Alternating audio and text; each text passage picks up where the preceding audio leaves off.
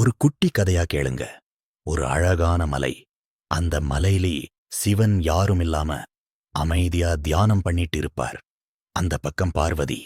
ரொம்ப அன்பானவங்க, எல்லாருக்கும் உதவி பண்ணுவாங்க. பார்வதி சிவனை பார்த்ததும் சொன்னாங்க, இவர் ரொம்ப நல்லவர், அமைதியா இருக்கார், எல்லாரையும் சமமா பார்க்கிறார். அதனால பார்வதி மனசுல சிவன் மேல அன்பு வளர்ந்துச்சு. ஒருத்தரை இவரோட நல்ல குணத்துக்காக நேசிக்கணும். அவர் அமைதியா தியானம் பண்ணிட்டே இருந்தாரு. பார்வதி கோபப்படல, அழுகையும் இல்ல.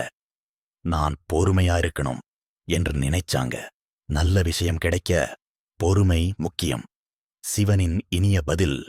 ஒரு நாள் சிவன் கண் திறந்து சொன்னார், பார்வதி, நீ ரொம்ப அன்பானவள், உன் மனசு தூய்மை. அப்போ பார்வதி சந்தோஷமா சிரிச்சாங்க. இருவரும் சேர்ந்து உலகத்துக்கு நல்லது செய்தாங்க. சிவன் அமைதி, பார்வதி சக்தி.